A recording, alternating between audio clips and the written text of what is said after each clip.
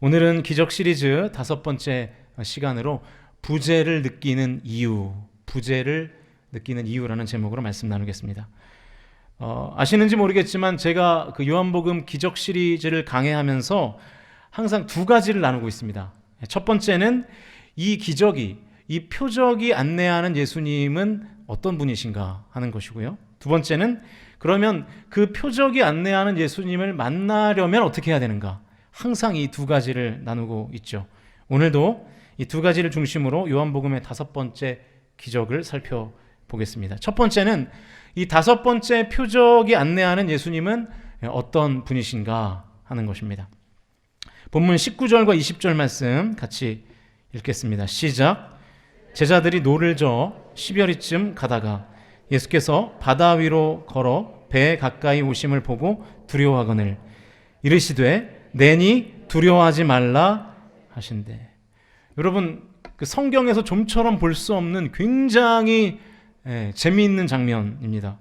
제자들이 지금 누굴 두려워하고 있습니까? 19절에 의하면 예수님을 두려워하고 있어요.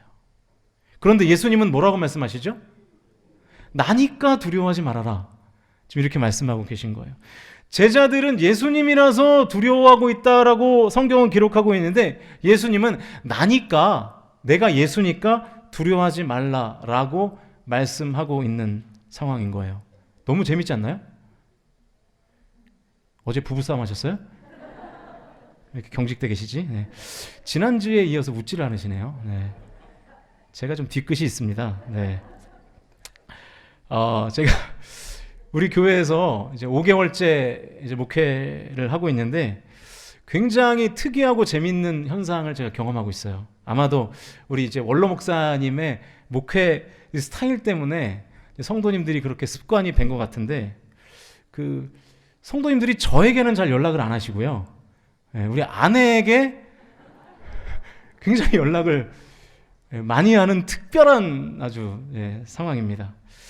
제가 이제 보통 새벽 예배가 끝나면 이제 다시 제 담임 목사실로 내려가서 다음날 새벽 예배 설교 준비를 하거든요. 그러면 보통 빨리 끝나면 한 8시, 안 그러면 8시 반, 뭐 조금 더 넘을 때도 있고. 그래서 끝나고 이제 사택에 올라간단 말이죠. 조금 쉬다가 이제 다시 출근 준비를 하죠. 뭐 씻고 세수하고 머리도 좀 스타일링하고 괜찮잖아요, 그죠? 네, 스타일링하고.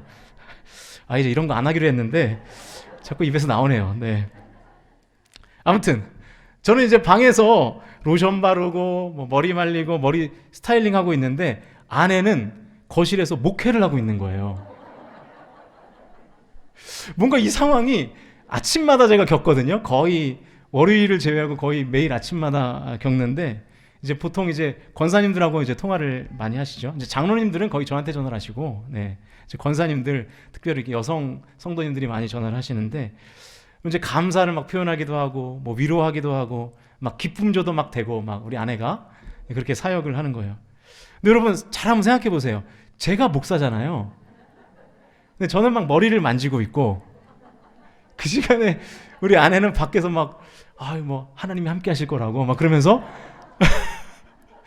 목회를 하고 있는 이 상황이 너무 막 재밌고, 너무 막 특별하고, 너무 또 아이러니하기도 하고, 막 신선해요. 그런 거예요. 사실은 제가 그렇게 열심히 목회를 해야 되는데, 뭐 저한테 전화를 안 하시니까 저는 머리 만지고 있는 거죠. 그러니까 뭔가 제가 아내가 된 것 같고, 우리 아내는 가장의 역할을 하고 있는 약간 그런 느낌의 시간들을 보내고 있습니다. 뭐 이것도 적응이 되겠죠. 게다가 또 통화를 또 얼마나 재밌게들 하시는지, 막 깔깔깔 웃고 막 너무 감사하다 그러고, 어떤 때는 약간 셈이 날 정도로. 제가 머리를 만지면서도 귀가 이만해져가지고 뭔 얘기가 저렇게 재밌을까, 속으로 생각하죠. 왜 나한테는 전화를 안 하나, 뭐 이런 생각을 하는데, 자, 여기까지는 분명한 사실이고요. 지금부터는 이제 가정을 좀 섞겠습니다. 또 졸다가 오해하시면 안 됩니다.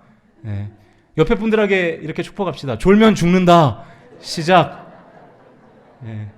주시면 안 됩니다. 지금부터는 가정이에요. 한날 우리 아내가 너무 힘들어 보이는 거예요. 가정입니다, 가정. 너무 힘들어 보이는 거예요. 그래서 부랴부랴 이한이 어린이집 보내고, 또 내내 성도들하고 통화하고, 또 저랑 같이 신방 다니고, 또 신방 갔다 하면 또 이제 하원하는 이한이 받아서 또 육아하고 그 모습이 너무 안 돼가지고 제가 아내한테 여보 힘내. 내가 있잖아. 내가 여기 있잖아. 아, 왜 웃으세요, 권사님? 네. 그랬더니 우리 아내가 저한테 그러는 거예요. 뭔 소리야? 당신 때문에 힘든 건데. 너 때문이야, 너 때문에.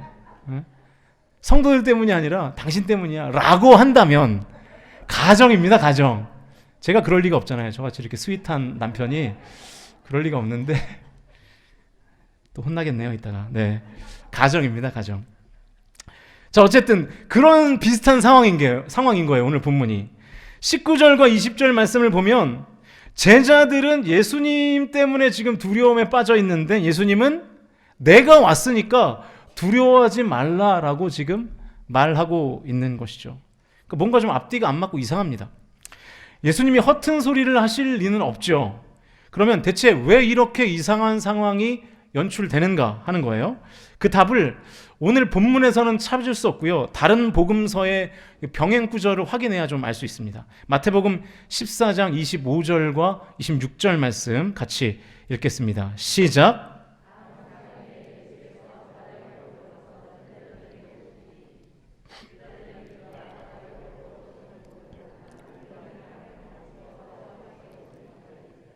네. 자, 보십시오. 제자들이 예수님을 왜 두려워하고 있나요? 맞습니다. 예수님을 유령으로 착각한 거예요. 네. 예수님이 예수님으로 안 보이고 유령으로 보였기 때문에 당연히 두려움에 빠질 수밖에 없었던 것입니다. 자, 이 지점이 중요한데요. 왜 제자들은 물 위를 걸어오시는 기적을 행하시며 다가오시는 예수님을 두려워했을까요? 물을 포도주로 바꾸실 때에도, 왕의 신하의 아들을 고치실 때에도, 38년 된 병자를 고치실 때에도, 오병이어의 기적을 행하실 때에도 제자들은 한 번도 두려워한 적이 없거든요. 그런데 왜 5번째 기적을 행하시며 물 위를 걸어오시는 예수님을 유령으로 착각하면서 두려워했는가? 바로 이 지점이 오늘 설교의 핵심입니다. 여러분 혹시 그 심리 검사 중에 로르샤흐 테스트라는 것을 아세요? 좀 있어 보이죠? 네, 로르샤흐 테스트 아십니까? 네. 잉크 얼룩 그림을 이렇게 내담자에게 보여준 다음에 그 사람의 심리와 성격을 이제 분석하는 기법인데 모르셔도 괜찮습니다. 제가 지금부터 직접 경험시켜 드리겠습니다. 화면을 하나 보여주십시오. 자, 여러분 어떤 그림이 보이십니까? 여러분이 생각하는 그거 맞아요. 얘기하세요. 네. 어떤 그림이 보이죠? 누가 용기 있는 분, 우리 김규철 집사님 한번 말씀해 보십시오. 아, 맞습니다. 네. 나체에 남자와 여자가 있고 그 남자가 한 여자를 뒤에서 백허그 하는 모습. 보이세요? 안 보이세요? 근데 왜 얘기를 안 하세요? 네. 우리 여성들의 로망이죠? 이렇게 뒤에서 탁 백허그 해주는 거. 물론 이제 얼굴이 송중기가 아니고 공유가 아니라서 좀 그렇긴 하지만 네. 자, 또 다른 건 안 보이십니까? 그거 말고 다른 게 보여야 오해를 안 받습니다. 왜냐면 이게 지금 SNS에서는 이런 테스트거든요. 음란마귀 테스트. 그렇기 때문에 다른 게 보여야 여러분이 음란마귀가 안 씌운 거예요. 뭐가 보이세요? 잘 안 보이시죠? 똑같은 그림인데 아마 이렇게 표시를 해두면 다른 게 보일 거예요. 사진 한 장을 더 보여주세요. 자, 보십시오. 뭐가 보입니까? 뭐라고요? 맞습니다. 돌고래예요. 돌고래. 돌고래가 보여야 맞는 것입니다. 9마리의 돌고래가 보이죠. 여러분 잘 보십시오. 왜 처음에는 돌고래가 안 보였을까요? 성인 남녀에게 저 그림을 보여주면 대부분 나체의 남녀를 봅니다. 그리고 지금처럼 힌트를 주면 나중에는 9마리의 돌고래를 다 찾아내죠. 그런데 똑같은 그림을 어린 아이들에게 보여주면 오직 돌고래만 찾는데요. 왜 그럴까요? 그 차이가 뭘까요? 어린 아이들에게는 나체의 성인 남녀를 본 적이 없기 때문에 그래요. 다시 말하면 어린 아이들은 저런 비슷한 모습을 한 번도 본 적이 없기 때문에 이 선험적인 기억이 없기 때문에 생각을 할 수가 없는 거예요. 그러니까 예상 밖에, 생각 밖의 일인 거예요. 그런데 이 성인 남녀는 돌고래보다 남녀의 모습을 더 많이 보니까, 경험도 많이 했고, 그렇게 되다 보니까 돌고래는 잘 안 보이고 남녀가 포옹하는 모습이 잘 보이게 되는 것이죠. 그러다가 이제 힌트를 주면 나중에 이제 9마리의 돌고래를 찾게 된다는 거예요. 자, 그러면 다시 이제 요 원리를 오늘 본문의 상황에서 접목을 해보자고요. 왜 제자들은 물 위를 걸어오시는 예수님을 유령으로 착각했을까요? 왜 예수님을 예수님으로 보지 못하고 유령으로 봤을까요? 단 한 번도 예수님이 물 위로 걸어오시리라고 예상하지 못했기 때문이에요. 반대로 말하면 물 위로 걸어오시는 예수님의 기적이 제자들에게는 너무 예상 밖의 일이었어요. 그래서 감히 예수님일 것이다라고 예측할 수 자체가 없었던 것이죠. 제자들의 인식의 범주에 물 위를 걸어오시는 예수님은 없었던 것입니다. 반대로 말하면 앞에서 행했던 4가지의 기적, 이 4가지의 기적은 놀랍기는 했지만 기겁하지는 않을 만큼 아주 약간은 예상 가능한 기적들이었다는 뜻이에요. 예를 들면 병자가 있어요. 예수님이 그 병자에게 다가가세요. 어떻게 고칠지는 모르겠지만 결과는 뭡니까? 아, 고치시겠구나. 그걸 아는 거죠. 포도주가 없다는 소식을 예수님이 들었고 예수님이 그 일에 대해서 해결하기를 원하셨다면 당연히 결과는 뭘까요? 포도주가 채워지는 기적이겠죠. 어떻게 채워질지는 모르겠지만 오병이어의 기적도 마찬가지입니다. 예수님이 먹을 것이 없다라고 얘기했고 제자들이 여러 답변을 했을 때 이제 예수님이 기적을 일으키신다면 그 결과는 뭡니까? 당연히 먹을 것이 채워지는 기적이겠죠. 그런데 오늘 본문에서의 이 물리를 걷는 기적은 예상 불가능한 기적이었기 때문에 요즘 우리가 쓰는 표현을 하면 제자들이 시겁한 거예요. 예상 가능한 일이 있을 때는 시겁하지 않죠. 기상천외한 일이 내 삶에 벌어지면 시겁하는 것이죠. 자, 그러면 여러분, 예수님은 왜 제자들이 두려워할 정도로 기상천외한 기적을 일으키셨나요? 그 이유가 뭘까요? 본문 18절인데요. 같이 읽어보죠. 시작. 큰 바람이 불어 파도가 일어나더라. 요한복음에서는 당시 제자들의 상황을 이렇게 간단하게만 묘사했는데 마태복음은 조금 더 자세히 당시의 상황을 설명하고 있습니다. 마태복음 14장 24절 읽겠습니다. 시작. 배가 이미 육지에서 술이나 떠나서 바람이 거스름으로 물결로 말미암아 고난을 당하더라. 제자들이 지금 뭘 당하고 있습니까? 고난을 당하고 있어요. 자, 그러면 예수님은 왜 5번째 기적을 일으키셨죠? 제자들의 고난을 해결해 주시려고.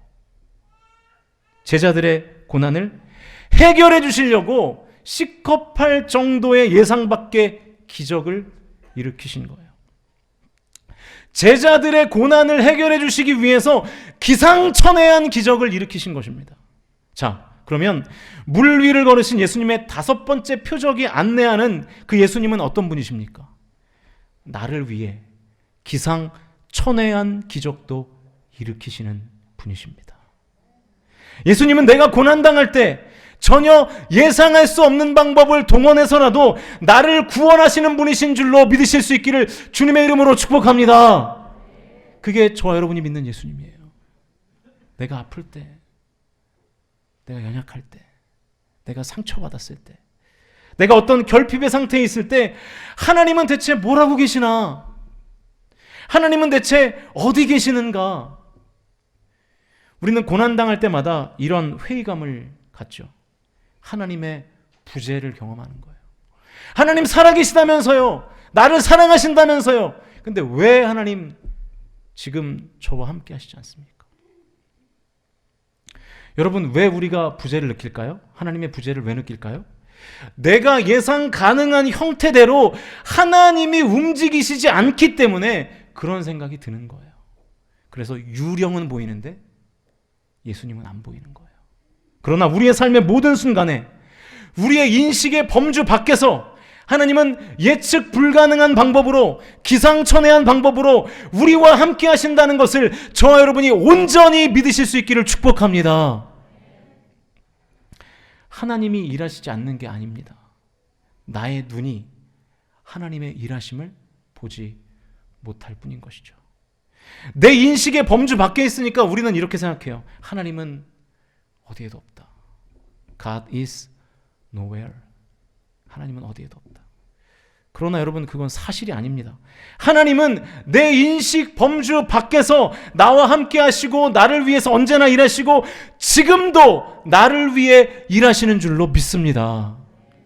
그래서 이렇게 생각하셔야 되는 거예요. God is now here. 하나님은 지금 여기에 나와 함께 하신다. 여러분, 글자 차이로 보면요, 단 한 글자 차이입니다. God is, 아니요, 글자 차이는 없죠. God is nowhere, God is now here. 스펠링으로는 단 한 글자도 차이 나지 않아요. 그러나 저 쉼표 하나가 고난에 대한 우리의 태도, 인생에 대한 우리의 태도를 결정하는 것이죠. 삶의 모든 순간에 하나님께서 저와 여러분과 함께 하시는 것을 진정으로, 진심으로 믿으실 수 있기를 축복합니다. 다만 나의 예상 밖에서 기상천외하게 주님은 일하고 계신 것이죠. 사랑하는 성도 여러분, 혹시 지금 하나님이 나와 함께 하시지 않는 것 같으십니까? 내 삶에 나를 두렵게 만드는 유령만 있는 것 같으십니까? 도무지 이 고난을 극복할 방법이 생각나지 않으십니까? 저와 여러분이 믿는 하나님은 홍해를 가르시는 분인 줄로 믿습니다. 저와 여러분이 믿는 하나님은 태양을 멈추게 하시는 분이신 줄로 믿습니다. 저와 여러분이 믿는 하나님은 처녀의 배를 통해서 생명을 잉태케 하시는 분이십니다. 뭐가 두려우십니까? 하나님이 전능하시기에 우리가 예상치 못하는 방법으로도 하나님은 일하시는 것이죠. 내 머리로는, 내 생각으로는 도무지 방법이 없어도 하나님께서는 나의 예상을 깨는 방법으로 뜻밖의 사람을 통해서 기상천외한 기적을 일으키실 줄로 믿으실 수 있기를 축복합니다. 두 번째 부분은 이겁니다. 기상천외한 방법으로 나를 도우시는 주님을 그렇다면 우리는 어떻게 만날 수 있는가? 안타깝게도 오늘 본문은 그 방법을 제시해 주지 못합니다. 그래서 다시 마태복음으로 가셔야 되는데요. 14장 28절과 29절 말씀을 같이 읽어보죠. 시작!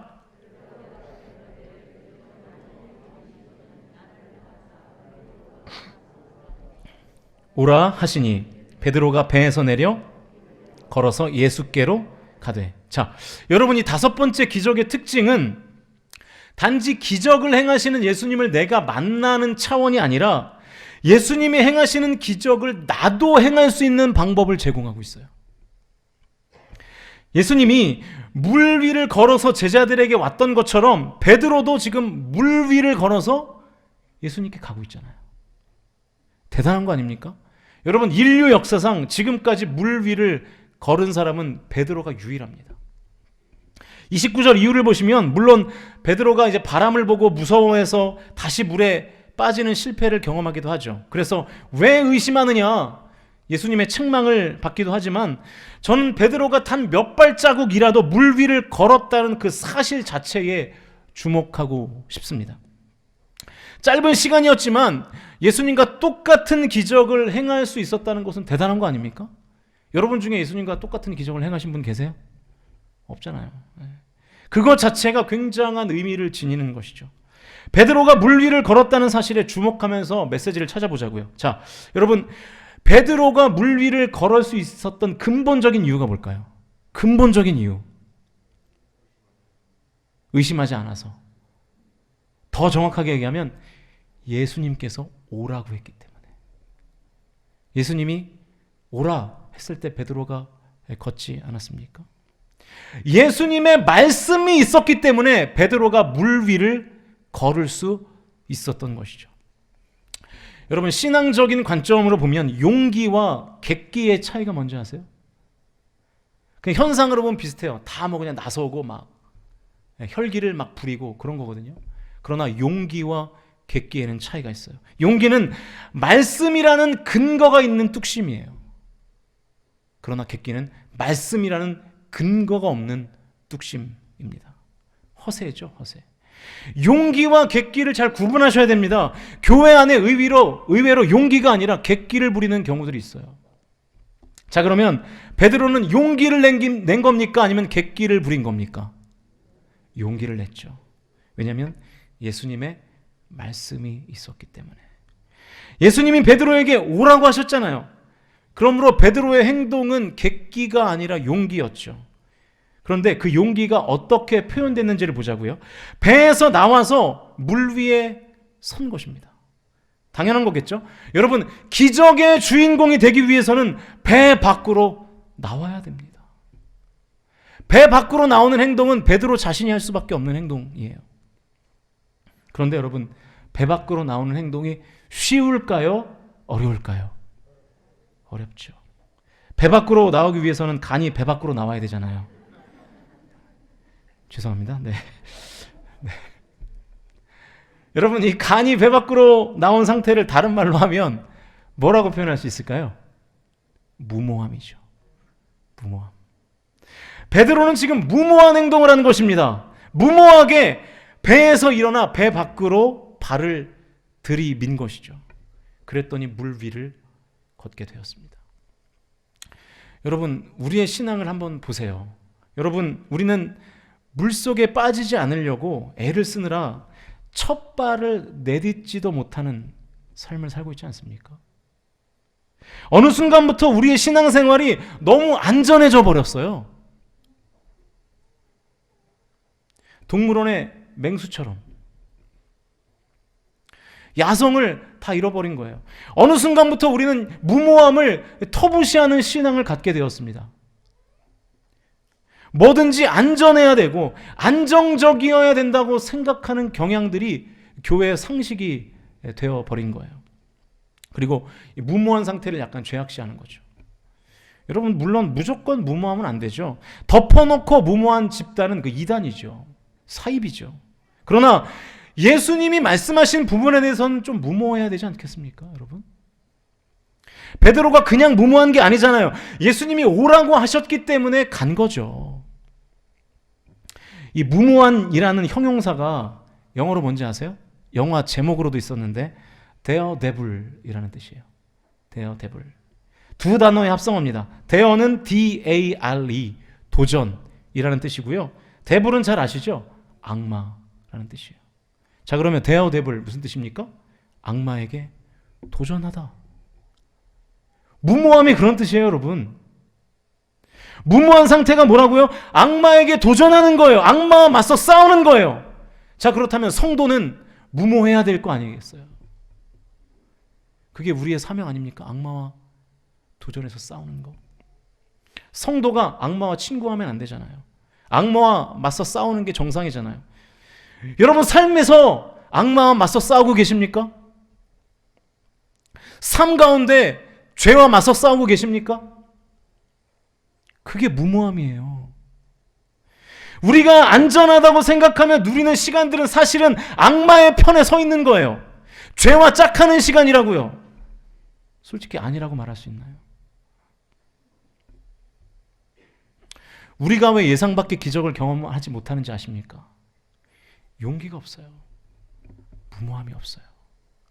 악마와 맞서 싸우질 않아요. 야성을 다 잃어버렸어요. 밀림의 사자가 아니라 동물원의 사자가 되어버렸어요.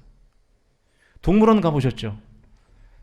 전 우리 교회 부임하기 직전에 이한이한테 사파리를 한번 구경시켜주느라고 한번 간 적이 있는데, 여러분, 세상에서 가장 권태롭고 가장 의욕이 없는 맹수는 동물원에 다 가 있습니다. 미동도 안 해요. 눈도 깜빡하지 않더라고요. 가만히 있어요. 그래서 살았는지 인형인지 모를 정도로. 왜냐하면 무모할 필요가 없거든요. 조련사가 때되면 밥을 다 주니까, 먹이를 다 주니까.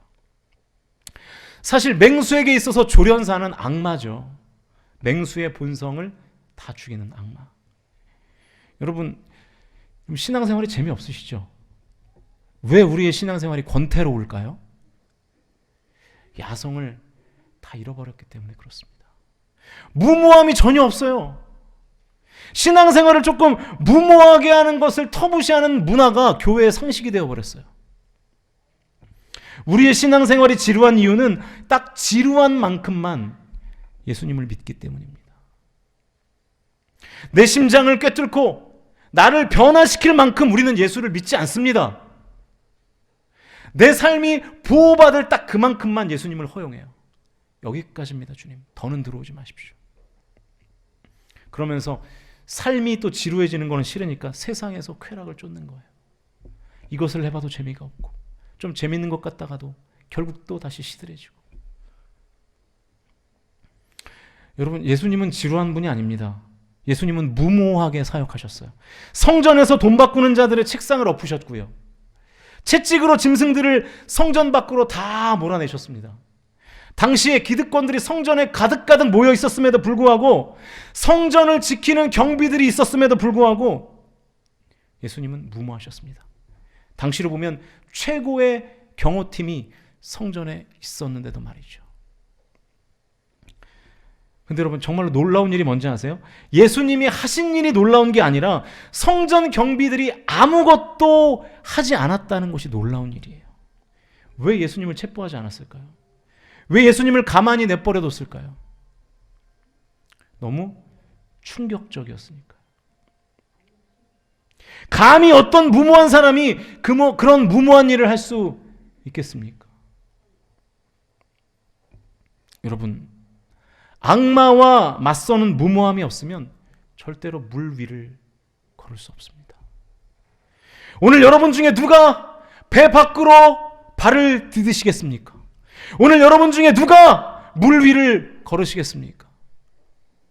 누가 악마와 맞서는 용기를 내고 그래서 결국 기적의 주인공이 되시겠습니까?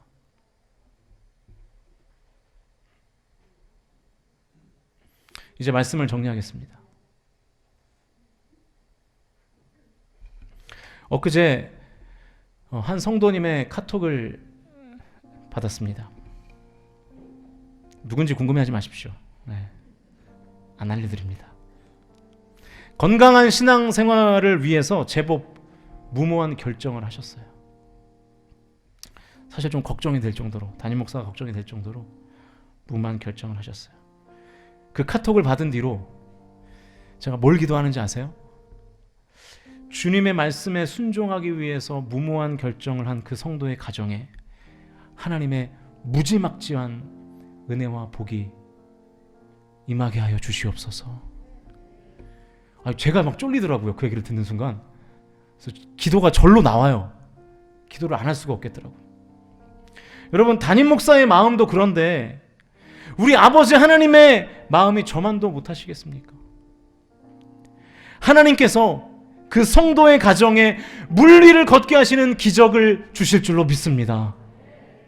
기상천외한 방법으로 그 가정을 분명히 도우실 줄로 믿습니다. 우리가 믿는 주님은 기상천외한 방법을 동원해서라도 우리를 거친 풍랑에서 건지시는 분이신 것을 저와 여러분이 믿으실 수 있기를 축복합니다. 여러분, 포기하지 마십시오. 포기하지 마세요. 끝까지 믿음을 잃지 마십시오. 기도를 놓지 마세요. 믿음을 잃으면 정말 끝장입니다. 끝까지 포기하지 않고 끝장을 보는 기도로 나아가면 내니 두려워 말라. 내가 여기 있다. 내가 너와 함께한다. 말씀하시는 하나님의 음성이 저와 여러분의 삶 가운데 들리게 될 줄로 믿습니다. 믿으세요, 제발. 믿고 결단하십시오. 오늘 이 찬양을 함께 부르시면서 끝까지 포기하지 않고 무모하지만 그 복된 길을 끝까지 걷겠다고 결단하는 저와 여러분 되기를 바랍니다.